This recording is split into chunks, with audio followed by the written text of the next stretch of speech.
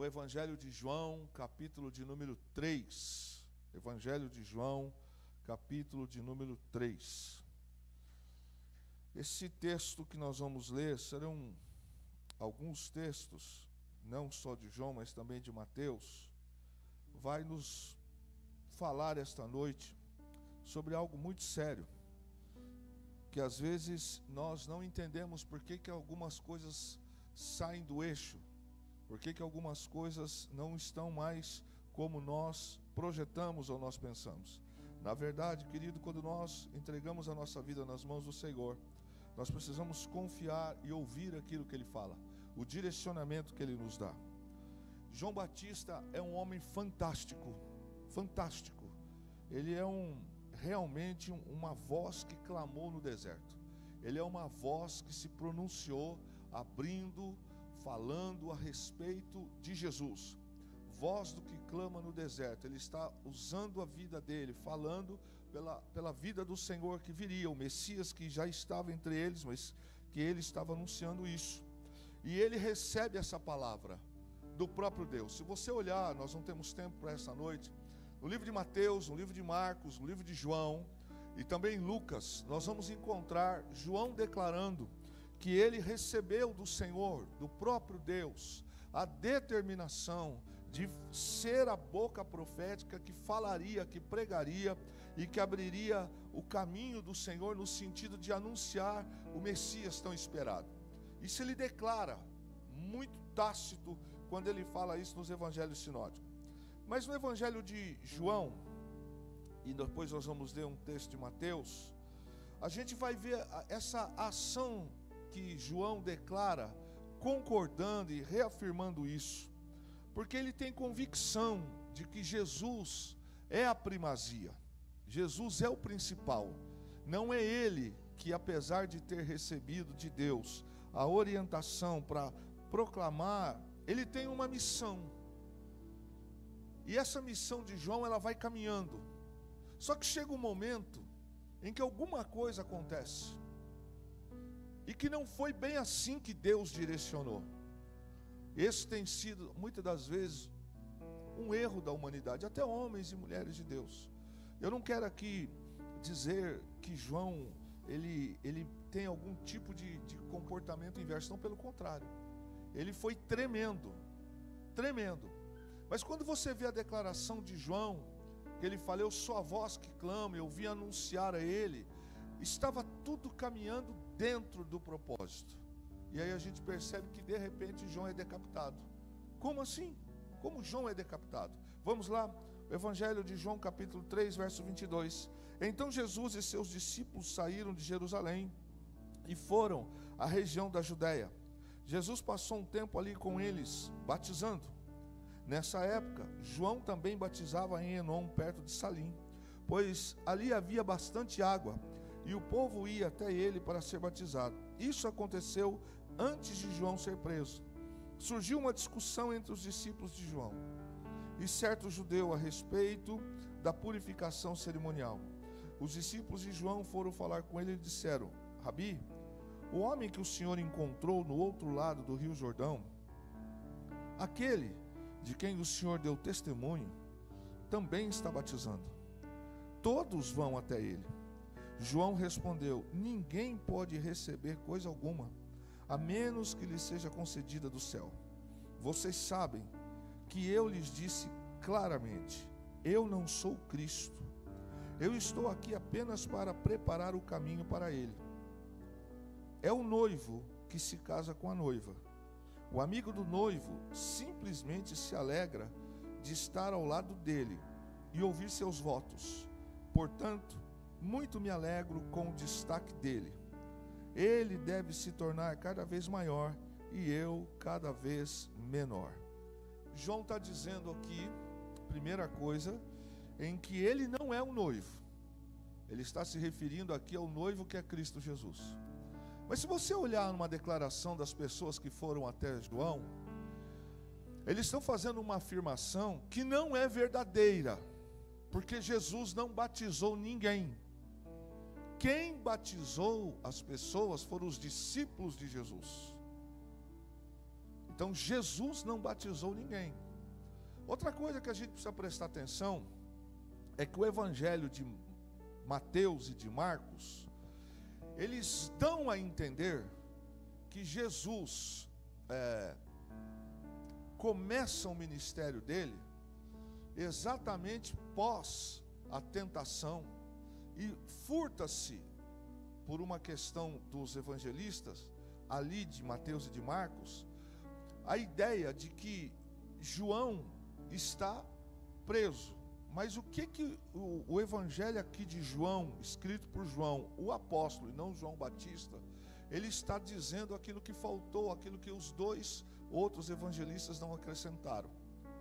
Primeiro, Jesus, depois de ser batizado nas águas, ele é levado para o deserto e ele é ali provado. Pós a tentação, João ainda está vivo e João ainda não foi preso. João, o evangelho aqui deixa muito claro isso. Tanto é que essa declaração aqui de João, o apóstolo, vem corroborar esse texto.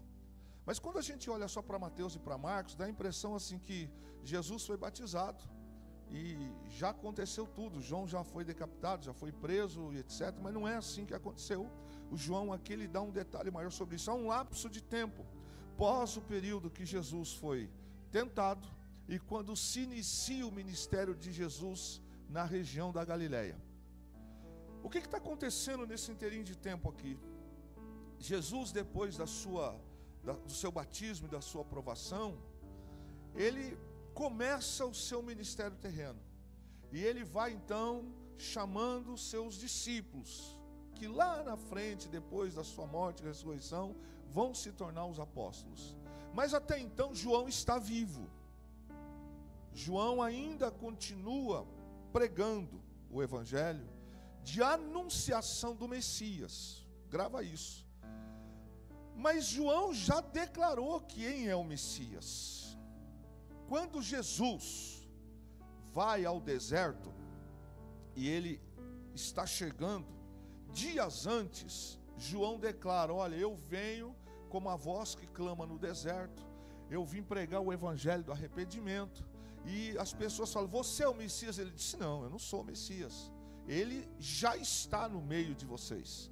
Quando os fariseus mandam uma comitiva perguntar para João: você quem é? Você é o Messias? Ele disse: eu não sou. Você é um profeta? Ele disse: também eu não sou. Você é Elias? Ele disse: não, também eu não sou.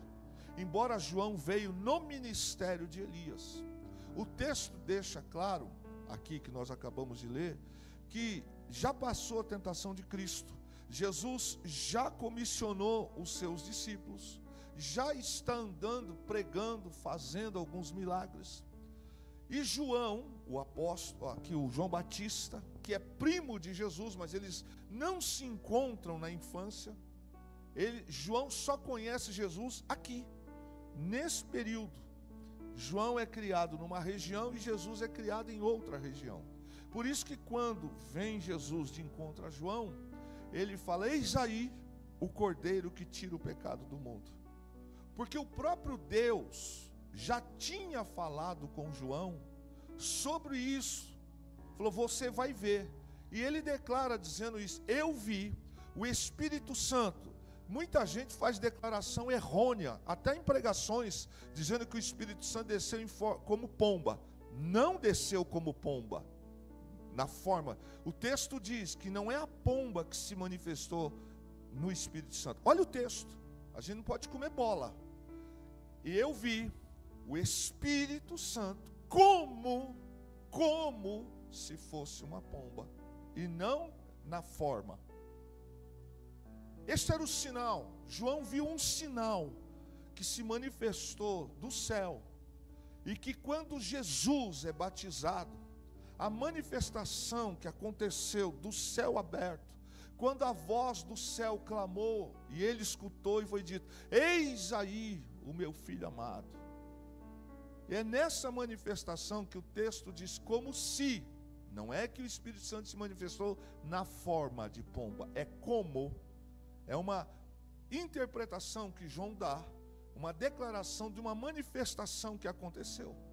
Então, para João, não tem dúvida, ele acabou de batizar o Messias, ele acabou de cumprir o ministério, o chamado que ele foi levantado. Ele faz declaração disso lá no capítulo 1 de João. Mateus fala isso também a partir do capítulo 11. Marcos, Lucas fala isso no capítulo 7. Acontece que, passado então esse período em que Jesus foi batizado, foi para o deserto, passou os 40 dias, Jesus começa o seu ministério messiânico, aí começa a andar pela região, começa a convocar os discípulos, chamar os discípulos. João está vivo. A prisão de João acontece muito tempo depois, não é instantâneo, logo na sequência que Jesus acabou de sair do deserto. E é interessante que o texto que nós lemos aqui do capítulo 3, diz que há dois grupos de pessoas agora: os discípulos de Jesus, inclusive alguns de João, que o próprio João disse assim: olha, esse é o Cordeiro, e eles vão ter com Jesus. Só que Jesus está fazendo o seu chamado, a sua missão, e João continua batizando. Mas qual é o chamado de João? Para que João foi levantado? Ele não foi para abrir o caminho, não foi para falar do Messias, e ele fez isso. Aí o texto diz que está acontecendo uma disputa dos discípulos, porque dois dos discípulos de João, ou alguns dos discípulos de João, eles olham e chegam para João e falam assim: João, tem alguma coisa que não está dando certo. Por quê? Porque sabe aquele moço, aquele homem, aquele senhor que você batizou e que você disse que ele era o Messias? Sim. Então, ele está batizando lá. Primeiro, não é Jesus que está batizando, são os discípulos que Jesus convocou. Por isso que dá para, é claro o texto, que essa convocação dos discípulos não foi assim: Jesus chamou e já instantaneamente os discípulos já começaram a batizar. Jesus os ensinou, passou-se um tempo dentro desses 3 anos. Nós teríamos que desgastar um pouquinho para falar mais sobre isso. Mas o fato é que a coisa está fluindo, Jesus está pregando, e os discípulos de Jesus, você vai ver exatamente isso, pouquinho antes aqui do versículo 22, que eles estavam acabando de voltar. Jesus tinha inclusive dado-lhes o comissionamento para que fossem às aldeias. E é nisso que os discípulos de João Batista olham e falam assim: mas ele está fazendo mais batismo que a gente, está tendo mais gente lá do que aqui. Na verdade, o que esses homens estão dizendo para João? Você precisa parar com isso, porque senão a igreja sua vai fechar. Onde era a igreja de João Batista? A igreja do deserto. Ele não tinha paredes fixas aqui, e nem Jesus. Mas para a gente entender o que os discípulos de João estão dizendo para ele é: ei João, como é que pode? Você é o discípulo, você é aquele que deveria estar batizando mais, e as pessoas agora estão ouvindo mais ele do que você. E aí João, o João Batista, ele faz essa declaração fantástica, que ele diz assim: eu não sou o primeiro, eu não sou a primazia, eu estou aqui por ele. Eu vim fazer aquilo que Deus me chamou, que Deus me mandou. Ele diz: Jesus é a supremacia. E os discípulos dele, de João, estão querendo que João tenha alguma atitude em relação a Jesus e os discípulos de Jesus. Isso me faz muitas das vezes pensar, viu irmãos? A gente precisa pensar muito nas vozes que às vezes chegam para nós. Não é esse o ponto de vista para esta noite. É como os prefeitos e sátrapas e governadores que chegaram para Nabucodonosor, que era o imperador da Babilônia, e que desconcertam Nabucodonosor por causa dos 3 hebreus. Quem já me ouviu falar sobre isso sabe do que eu estou me referindo. diante de uma missão, algumas mensagens que chegam, se a gente não tiver firme, pode nos balançar. Aqui nesse momento, João está tranquilaço. Ele está dizendo, não. Eu não sou o Supremo, é Ele. Eu sou a voz que clamo no deserto. Ou seja, por Ele eu abri o caminho, preguei, e Ele se manifestou. Aí João diz, eu sou nada mais, nada menos do que o amigo do noivo. Do que João está falando? Na cultura da Galileia, na cultura hebraica, mas naquela região da Galileia, como é que funcionava o casamento para acontecer?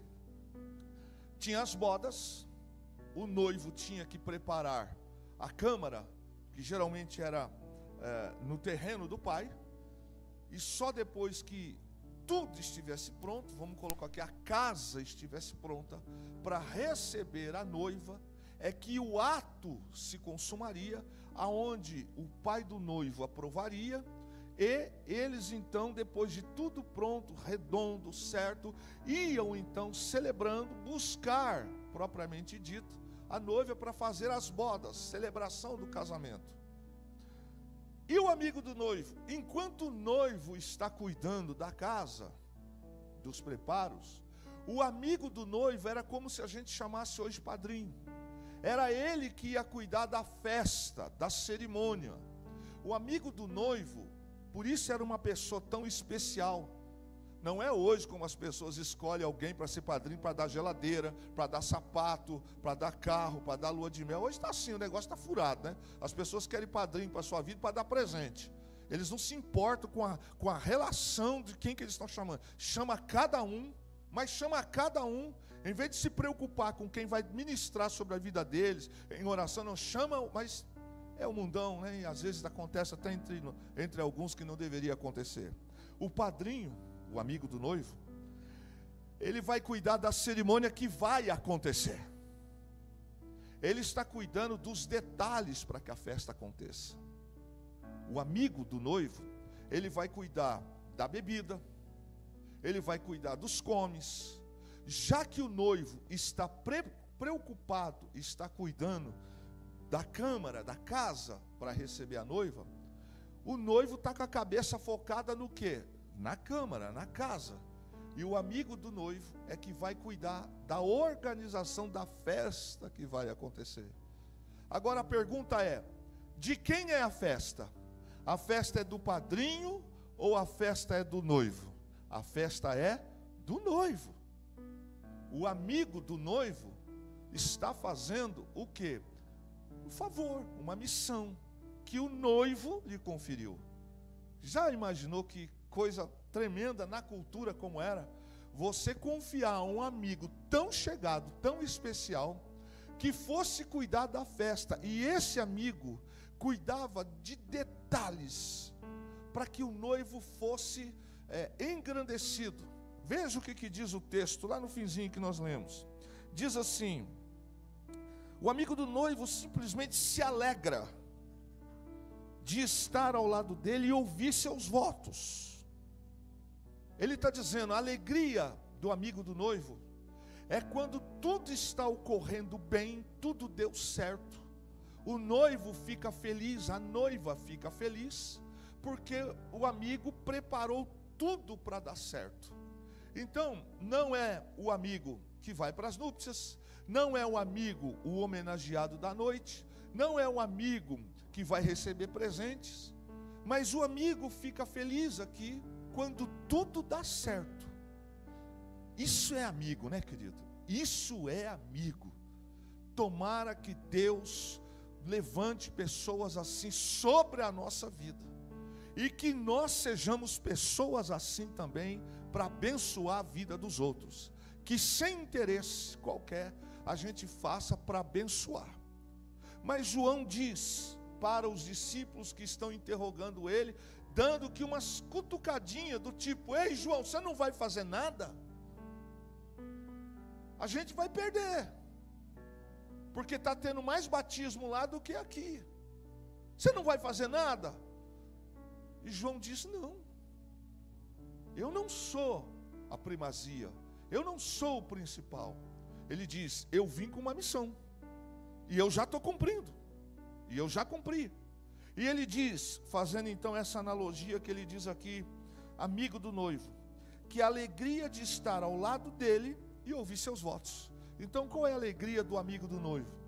É ver o noivo feliz, ver o noivo satisfeito, ouvir os votos de parabéns, deu tudo certo, você seja feliz. É fazer com que a festa esteja perfeita, que a festa tenha dado tudo bem, ninguém saiu com fome, não faltou vinho, não faltou comida, não faltou cadeira, o ambiente estava tudo preparado. Isso é o que fazia o amigo do noivo. E João está dizendo, eu sou apenas o amigo, o noivo é ele. Então João está dizendo, a honra é dele, a glória é dele, o louvor é para ele, a adoração é para ele, a primazia é para ele. Eu sou apenas alguém que estou fazendo o meu papel. E aí João, aqui nesse texto que nós acabamos de ler, ele diz assim, portanto, muito me alegro com o destaque de quem? Dele quem? Do noivo. João está dando uma mensagem para os seus discípulos, parem de ficar com essa conversa, porque no meu coração, eu estou tão feliz, porque o destaque dele está acontecendo. Se ele está batizando lá, glória a Deus, é porque chegou, é porque realmente é, e eu sou apenas aquele que fiz parte desse processo, estou fazendo parte desse processo. E aí ele conclui aqui no verso 30, que nós fechamos aqui, ele deve se tornar cada vez maior, e eu cada vez menor. É isso que João fala para os seus discípulos quando vão questioná-lo a respeito, e olha a declaração que fazem, presta atenção, Jesus está batizando mais do que você, e Jesus nunca batizou ninguém nas águas. Os discípulos de Jesus, que ele os discipulou, trabalhou com eles é que batizavam no nome de Jesus. E aí João, ele fica feliz quando ele diz que eu sou apenas aquele que cuidou da recepção, da organização, e ele diz aqui, eu fiz o meu trabalho, está concluído. E João estava feliz pela posição que ele tomou, por aquilo que ele tinha, e ele diz assim, lá em João 1:23, ele diz, eu estou feliz por ser a voz do amigo do noivo. Daí a declaração, feliz por ser a voz que clama no deserto. Bom, o que o texto está dizendo para nós aqui em primeiro lugar? Que a gente, nesse primeiro tópico que nós lemos aqui, é que João está feliz com aquilo que Deus fez para ele. Mas ele está deixando bem claro que nós precisamos sempre ter a aprovação de Deus para fazer a obra. Se nós não tivermos a aprovação de Deus, nós não seremos felizes. A obra pode ser do homem, mas não será de Deus. É isso que João está dizendo, e o texto está dizendo para nós. Às vezes nós tomamos posições, decisões, até mesmo na obra. Obra de quem? Obra de Deus. E que não foi a vontade de Deus, não era a ação de Deus. E é interessante, eu convido você agora a abrir Mateus capítulo 11. Abra aí Mateus capítulo 11. O que nós acabamos de ler de João 3 é um fato anterior ao capítulo 11 de Mateus. Passou-se um tempo depois desta declaração que João, o apóstolo, escreve sobre, nessa parte do seu tratado de João Batista. Então, escute bem, lá no verso 1 de Mateus capítulo 11, quando Jesus terminou de dar essas instruções a seus 12 discípulos, saiu para ensinar e anunciar sua mensagem na região. João Batista, que estava na prisão, ou seja, lá em João 3, João ainda não estava preso. Se você continuar a leitura, vai dizer que João não estava encarcerado ainda. Mas aqui no Evangelho de Mateus, que ele trata de coisas que Marcos e João falam muito sucinto, aqui ele está dizendo, João Batista, que estava na prisão, soube de todas as coisas que Cristo estava fazendo. Por isso enviou seus discípulos para perguntar a Jesus: o Senhor é aquele que haveria de vir? Ou deveríamos esperar algum outro? Não parece que há uma coisa errada aqui? Como que ele declara, quando Jesus chega para se batizar, que aquele é o Cordeiro de Deus que tira o pecado do mundo? Como é que ele declara que ele é a voz que clama do deserto? E aqui ele manda, quando ele está preso, e os seus discípulos vão ter com ele no cárcere, discípulo de quem? De João. Ele manda perguntar para Jesus se Jesus realmente é o Messias. E a gente vai entender por que dessa pergunta. Não é porque João desacreditou, porque João desviou, não é nada disso. Continua o texto. O Senhor é aquele que haveria de vir, ou devemos esperar algum outro? Jesus respondeu: voltem a João e contem a ele o que vocês veem e ouvem. Os cegos veem, os aleijados andam, os leprosos são purificados, os surdos ouvem, os mortos são ressuscitados e as boas novas são anunciadas aos pobres. E disse ainda: felizes são aqueles que não se sentem ofendidos por minha causa. Enquanto os discípulos de João saíam, Jesus começou a falar a respeito dele para as multidões. De quem Jesus está falando para a multidão? De João. Primeiro vieram os discípulos de João, perguntaram para Jesus: nós acabamos de sair lá da cadeia, e João mandou perguntar se o Senhor é os discípulos, e realmente é o Messias. Aí Jesus fala: responde para ele o que vocês estão vendo. Coxos andam, cegos enxergam, surdos passam a ouvir, aleijados começam a andar. Quando os discípulos de João recebem essa resposta de Jesus e vão levar essa resposta para João, tem uma multidão que Jesus estava orando, pregando e tal. Jesus espera aqueles discípulos de João sair e ele faz essa declaração agora: que tipo de homem vocês foram ver no deserto? Um caniço que qualquer brisa agita? Afinal, o que esperavam ver? Um homem vestido com roupas caras? Não. Quem veste roupas caras mora em palácios. Acaso procuravam um profeta? Sim, ele é mais que profeta. João é o homem ao qual as escrituras se referem quando dizem: envia o meu mensageiro adiante de ti, e ele preparará teu caminho à tua frente. Verso 11 e último: eu lhes digo a verdade. Olha aqui que Jesus fala de João Batista: de todos os que nasceram de mulher, nenhum é maior que João Batista. E no entanto, até o menor no reino dos céus é o maior que ele. Jesus está fazendo uma declaração sobre João extraordinária. João está preso. Jesus está dizendo: João é um grande profeta. Jesus está triste porque João está encarcerado. E ele se refere para aquela multidão dizendo: vocês foram lá no deserto ver um pedaço de cana, de caniço d'água que se agita? Vocês viram ele vestido de roupas caras? Ele disse: não, quem se veste de roupa cara é quem mora no palácio. João é um profeta. E aí ele fala: não nasceu nenhum homem nascido de mulher nessa terra que fosse tão grande quanto João Batista. Irmãos, essa declaração de Jesus, ela é apaixonante, ela é vibrante, porque Jesus poderia falar outra coisa, ele poderia dizer outra coisa de João, mas Jesus ele fala: João foi um grande profeta, o maior. E aí ele fala: mas sendo isso, no reino dos céus, ele é o menor. Essa declaração de Jesus para João, sobre João, não chegou naquele instante para João Batista. Pode ser que tenha chegado depois, pode ser, porque dias depois, João Batista aí foi decapitado.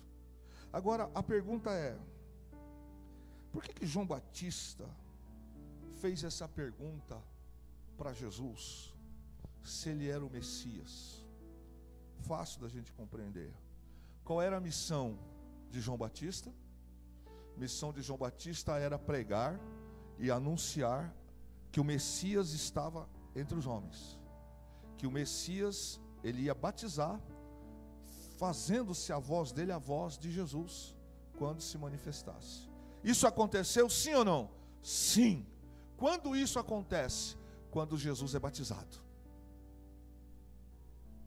Ali concluiu-se, ali se cumpriu a missão de João. Ali fechou. João não tinha dúvida, até porque ele fala, ó, Deus me falou que eu iria saber quando o Messias viesse até mim. E quando Jesus está vindo no deserto para ser batizado no Rio Jordão, ele bateu os olhos em Jesus. Detalhe, eles não tinham se visto na infância. Ele falou, eis ali o Cordeiro. Ele está dizendo, é por ele que eu estou aqui. É por ele que eu estou fazendo o que eu estou fazendo. É por ele que eu estou me desgastando.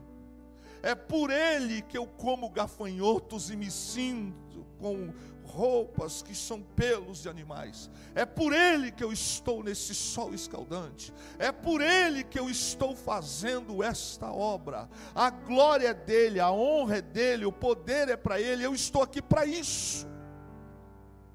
É isso que João fala. Ele o texto diz que milhares de pessoas iam até João, e alguns achavam que o batismo, e ainda tem gente assim, que acha que o batismo salva. Aí João prega, mas se pregasse talvez nesta igreja hoje, ou para um grupo de pessoas, iam sair da igreja também. Ele fala, raça de víboras, quem vos ensinou a fugir da ira vindoura? Porque ele sabia que as pessoas estavam se batizando, mas se batizando para quê? Achando que só pela cerimônia seriam salvos. E Jesus disse, não, vocês precisam fazer aqui, ó. O arrependimento vai acontecer aqui. E quando Jesus chega, essa declaração, você imagine, milhares de pessoas, e João está batizando um, batizando dois, os discípulos de João estão ali, e de repente Jesus se aproxima e ele fala, eis aí o Cordeiro. É desse. Porque um dia antes, ou dias antes, e também um dia antes, João falou, eu estou aqui só para anunciar o Messias. E quando Jesus chega diante de João, olha para o texto, João se curva diante de Jesus e diz assim, como eu vou te batizar? O Senhor que tem que me batizar. E Jesus fala, não, faz o que tem que fazer, para que o projeto, a missão aconteça. E João cumpre o que o profeta Isaías assim escreveu. Ele batiza Jesus. Quando Jesus se levanta, que ele emerge Jesus das águas, há uma manifestação e a declaração que ele diz, eu vi o Espírito Santo descendo como se fosse uma pomba, e a voz que bradou no céu, este é o meu filho amado. João viu isso. Acabou. Só que aí Jesus vai pregar, Jesus vai andar, Jesus vai captar discípulos, vai começar a ter a missão, e João não vai com Jesus. Ele não segue Jesus. Ele continua batizando. A minha pergunta para você é, qual era a missão de João? Você percebeu que começou a ter conversas do tipo, os discípulos de Jesus estão batizando mais que o Senhor. O Senhor tem que repreender ele, porque o Senhor começou esse negócio de batismo. O Senhor é que revelou ele. E aí João Batista fala lá em João 3, que você leu comigo, que é bem antes disso aqui. Ele fala assim, gente, eu não sou a primazia, é ele. Então João está certo que Jesus é o Messias. Pastor, então por que aqui em João 11, Mateus 11, melhor dizendo, João manda os discípulos perguntar se ele é o Messias? Sabe, irmãos, o que a gente está olhando aqui é um homem que está amarrado, correntado no cárcere. Já faz um tempo que João está acorrentado. João começou a pregar, continuou a pregar, e ele foi contundente contra Herodes, que dormiu, deitou, tomou a esposa do seu irmão, adulterou com ela, e João não dava mole. João, adúltero. João chegava perto do palácio e gritava: Herodes, você está em pecado, não é lícito te possuir a mulher do teu irmão. E Herodes queria há muito tempo colocar João no cárcere, mas ele temia porque sabia que João era homem de Deus. Quando a filha de Herodias dança no aniversário de Herodes, ele faz aquela declaração, que também é outra lição para a gente: cuidado com o que você fala, cuidado com quem você se aliança, cuidado com as promessas que você faz, que ele fala perto de todo mundo: pede-me metade do meu reino e eu te darei. Ele que falou, foi ele que falou. A menina vai até a mãe, que também era ofendida, se sentindo ofendida, e diz assim: pede a cabeça de João num prato. Quando a moça chega para Herodes e diz assim: ainda hoje eu quero a cabeça de João, palavra de rei não volta atrás. Herodes se entristeceu, mas ele falou, ele disse: se você me pedir metade do reino eu vou te dar. Herodes se entristeceu, porque ele falou: o que eu fiz? Eu vou matar um santo homem. E aí, como ele diz, naquele dia João foi decapitado. Dias depois de João ser decapitado, as pessoas, Jesus está pregando para uma multidão, e chegam para Jesus no final do sermão e dizem assim: João está morto, Herodes o matou, nós acabamos de sepultar o corpo dele. Está escrito aqui. A Bíblia diz que Jesus se entristeceu, o homem Jesus se entristeceu. E depois de pregar, ele vai para uma região meio que desértica, do outro lado do lago de Genezaré, aonde ele vai orar, ele vai chorar, ele quer ficar sozinho. Mas a multidão viu que Jesus foi para o outro lado. E Jesus, que foi para o outro lado para se consolar, para orar, para estar sozinho, até deixou os discípulos, ele não pôde fazer isso com tranquilidade, porque a multidão o acompanhou, e mesmo com dor, com problema, sofrendo, chorando, sentindo por João Batista, ele cura, ele prega, ele alimenta as pessoas, ele faz tudo. Pastor, aonde nós vamos chegar? As coisas não podem ser do nosso jeito. Às vezes Deus está, como é que eu vou dizer para você, dizendo para nós assim: volta para a rota, volta para o projeto, mantenha-se naquilo que eu te chamei, não inventa mudança no meio do projeto, não invente comportamentos durante o processo. Mas às vezes a gente, achando que nós temos licença para fazer algumas coisas, a gente faz, e não seguimos o que Deus mandou fazer, não continuamos no caminho que Deus nos colocou, e fazemos aquilo que achamos que até Deus está concordando que nós estamos fazendo. Você já parou para pensar, se João Batista ingressasse na equipe de Jesus, Jesus pregava e João, que já era experiente em batizar, você já parou para pensar que máquina seria esse evangelho? Imagine os discípulos de João, imagine os discípulos de Jesus, imagine Jesus pregando, evangelizando, curando, e Jesus dizendo assim: João, agora é com você. Eu estou aqui parafraseando algumas coisas e fazendo uma analogia com você. Imagine Jesus fazendo a obra e dizendo: ó, estou indo para outro canto. João dizendo: comigo, é comigo. Mas só que João, ele continua naquilo que parou ali. Não era para continuar aqui, era para ter parado ali. Não é que ele tinha que parar de pregar. ingressa, entra. Mas a missão de João não era essa, que ele tomou o caminho. Quando ele está preso, e ele pergunta, diz lá, fala para ele se ele é o Messias. Porque João aqui está preso, suas emoções estão abaladas. E quando ele fala de Messias, ele tem a cabeça do judeu.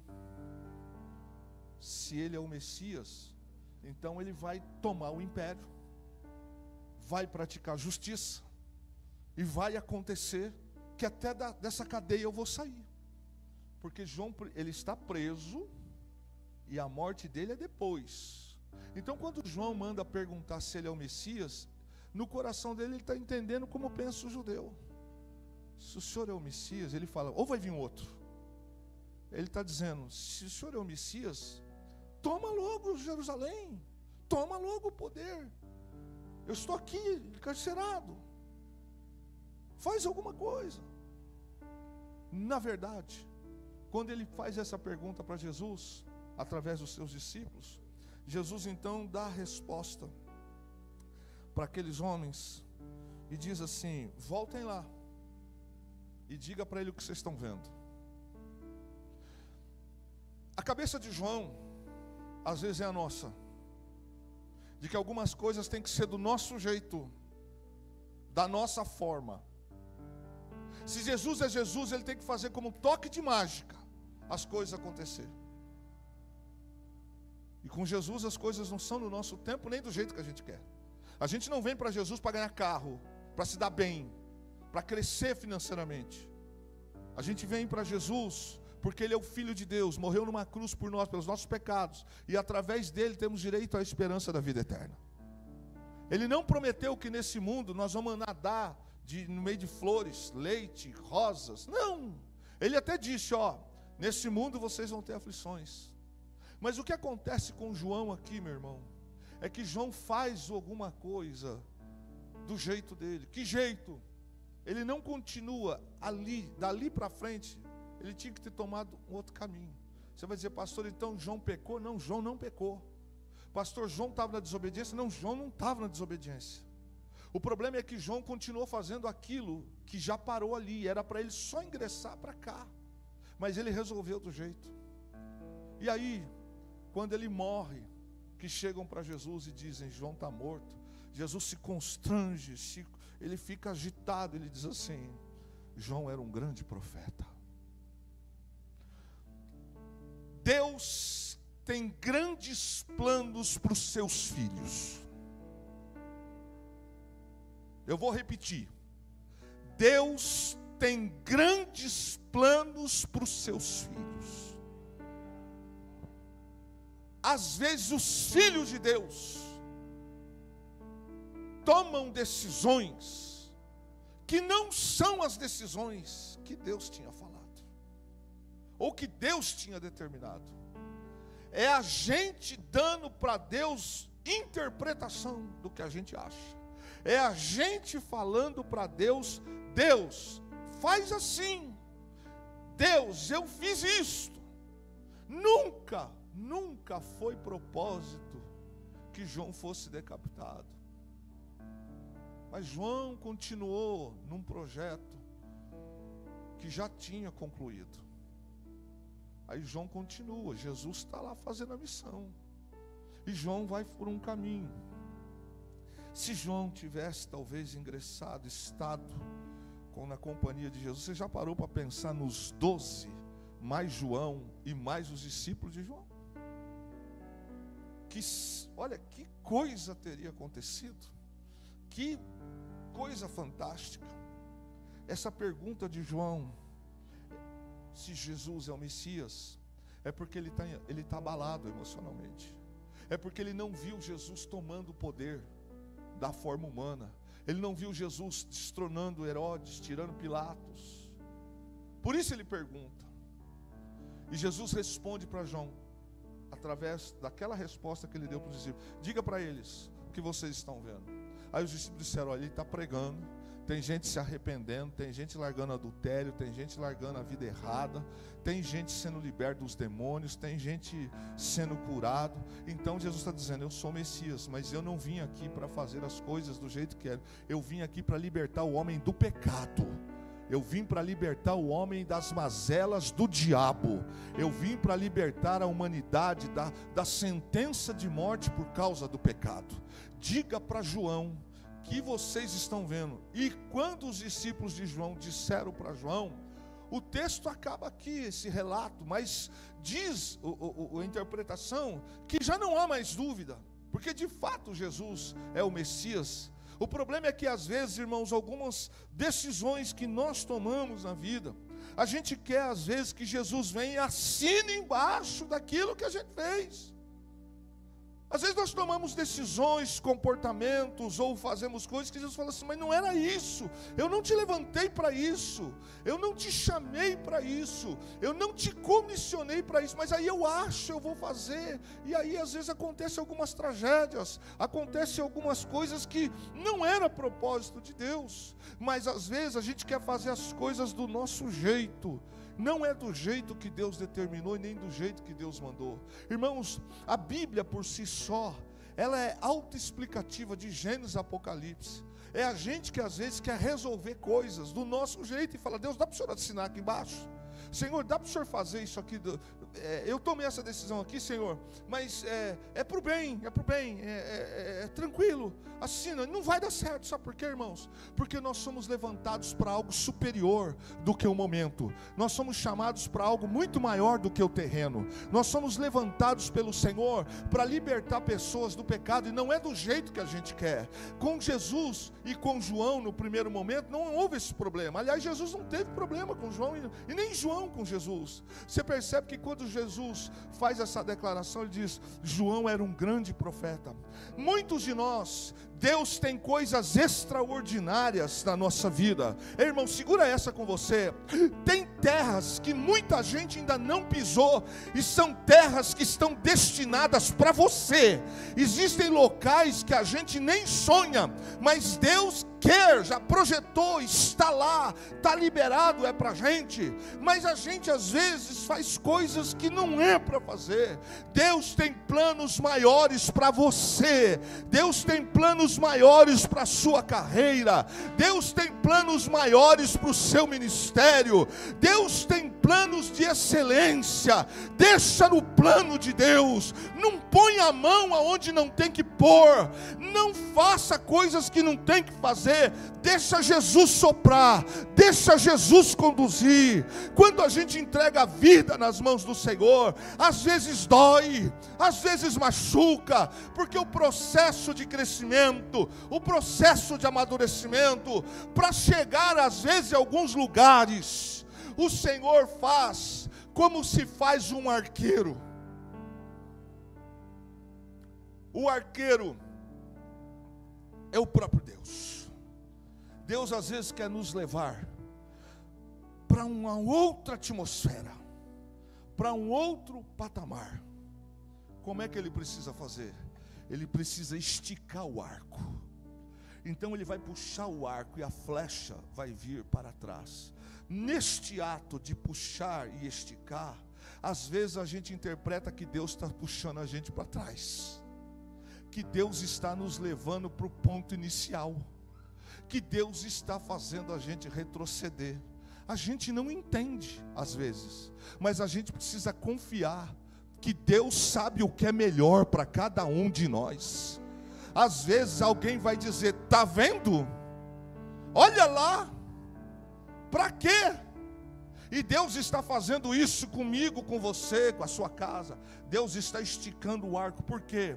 Porque a hora que Ele soltar, essa flecha vai 10.000 vezes mais longe do que a gente pensava, do que o que a gente imaginava. Mas dói, pastor, dói, machuca, sim, machuca. Pastor, eu fico irritado, é lógico que fica, mas entregue os seus sonhos na mão de Deus. Continue deixando Deus cuidar da sua vida. Continue deixando Deus cuidar da sua casa. Meu irmão, não saia do propósito. Não tome decisão aonde Deus não disse faça, porque todas as vezes que a gente toma decisão aonde Deus não mandou, a gente vai se ferir, a gente vai se machucar. A gente pode ser salvo, sim, mas a gente pode encurtar nossa vida aqui na terra. Sim ou não? Sim ou não? Quem pega o carro e anda 220 por hora, não está assumindo a responsabilidade. Aconteceu uma tragédia, poxa, mas estava 220 por hora. Ah, Deus que quis. Foi Deus que quis. Foi Deus que quis. Foi Deus que quis, não, irmão. Não foi Deus que quis. Quem enche o seu corpo de gordura, de açúcar, de farinha, a vida inteira, morreu rápido, foi Deus que quis. Foi Deus que quis. Não, foi você que fez isso. Talvez Deus tenha para você 90 anos de idade, 150 anos de idade, mas é a gente às vezes que toma decisões. Eu vim aqui para dizer esta noite para você e para minha alma aquilo que até alguns minutos atrás eu não sabia. Eu disse: Senhor, me ajuda. Não é do nosso jeito, é do jeito dele. O jeito de Deus. Você não viu Jesus chegando para João e falando assim: João, para com isso. João, tem coisas que Deus vai mandar um sinal, vai dar um toque, vai falar em pregação, talvez possa usar um profeta. Tem coisas que o Senhor fala, como fala, a melhor profecia é aquela que vem do altar da palavra. Ah não, essa palavra não foi para mim. Mas o que é para a gente? Só carro de ouro, vestido celestial? Que papo furado é esse, irmão? João Batista, ele entendeu que como Jesus não tomou o poder, ele não destronou Herodes e nem Pilatos, ele passou uma dúvida: o senhor é mesmo o Messias? Porque na cabeça dele é: se o senhor fosse o Messias, o senhor ia ver o que está acontecendo aqui, ia ver essas injustiças aqui, ia resolver. E na verdade Jesus responde para ele, fala assim: diga para ele o que você está vendo, porque a preocupação de Jesus primeiro é fazer a vontade do Pai. Ele veio para fazer a vontade do Pai. Quando ele ora lá no jardim de Getsemane, e ele fala assim: se possível afaste de mim esse cara, ele fala: mas contudo seja feita a tua vontade. Jesus tem uma missão, e ele vai cumprir a missão até o final.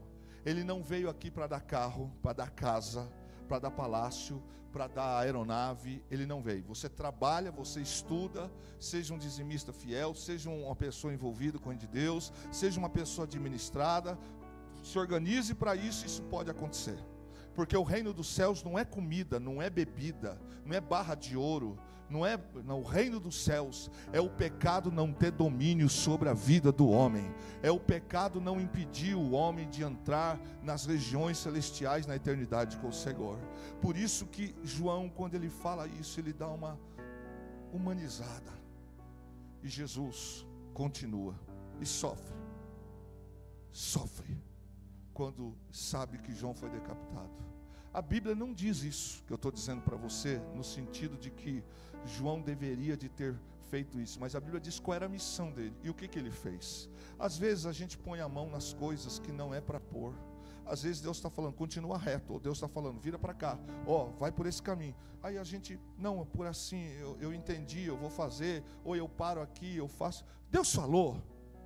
Outra coisa que a gente tem mania, a gente toma decisão e fala que Deus falou. Eu orei, mas Deus falou. De que jeito que Deus falou? Deus não disse para João Batista continuar daquele jeito. Deus disse para ele: você é a voz que clama no deserto. Aí você vai ver que às vezes nós nos comportamos como João. A gente toma decisões, caminhos, comportamentos que não são nem de longe os processos e a forma que Deus queria a gente estar. E Deus não vai impedir que a gente faça o que a gente quer, porque em nós a gente decide o que a gente quer.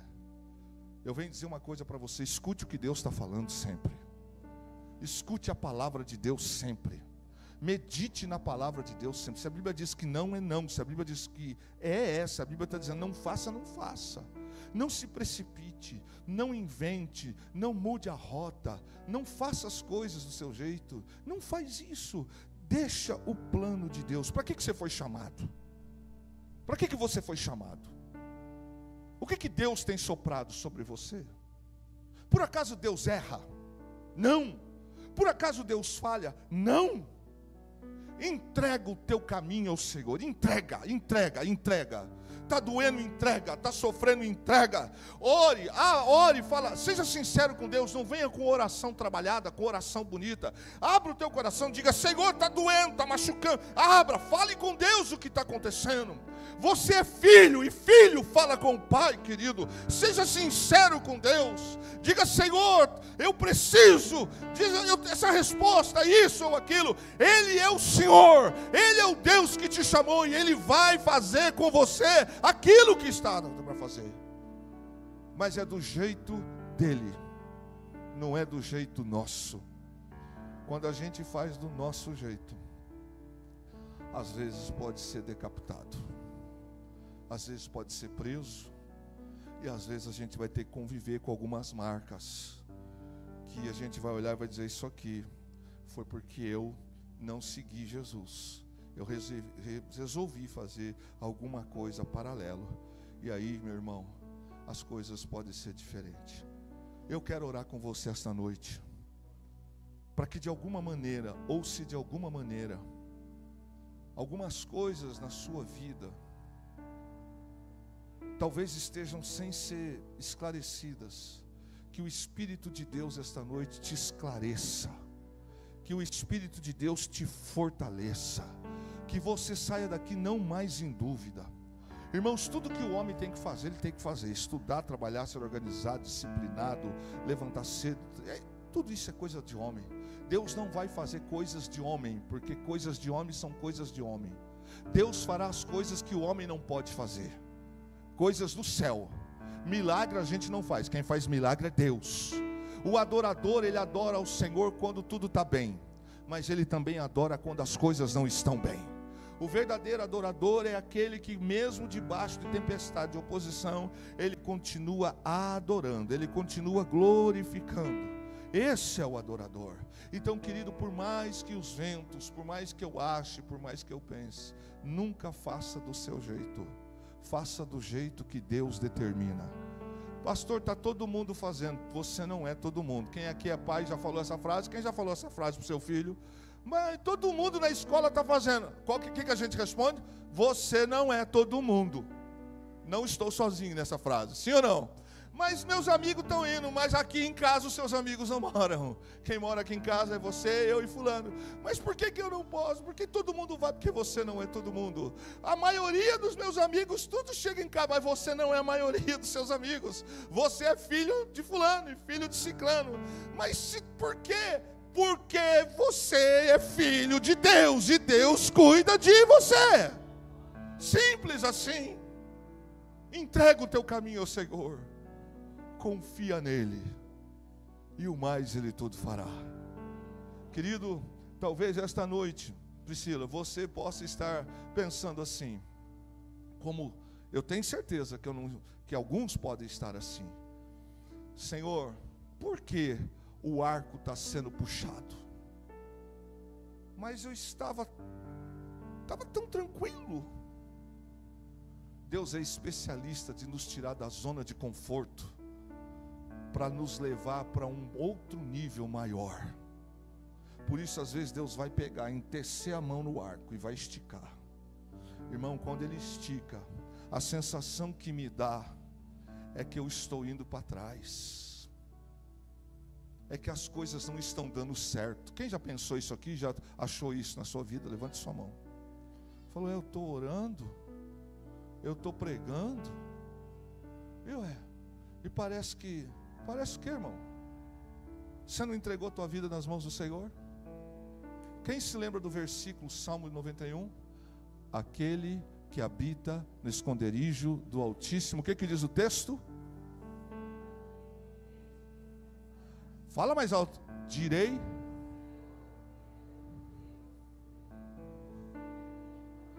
pronto.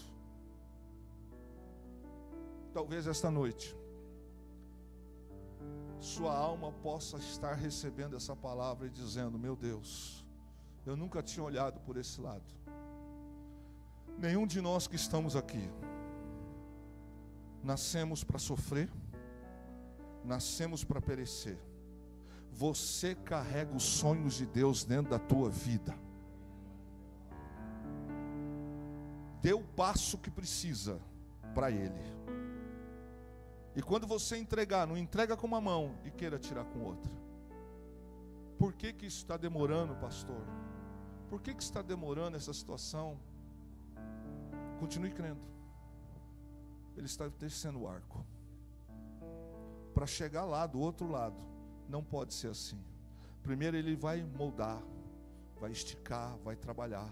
Porque para chegar do outro lado, a 500 metros, tantos quilômetros, outras nações, outros níveis, ele precisa te arremessar longe. Mas às vezes ele vai trabalhar aqui primeiro. Acredite, não é do nosso jeito, é do jeito dele. Fique em pé, em nome de Jesus. Vamos adorar o Senhor. Glória a Deus. Glória a Deus.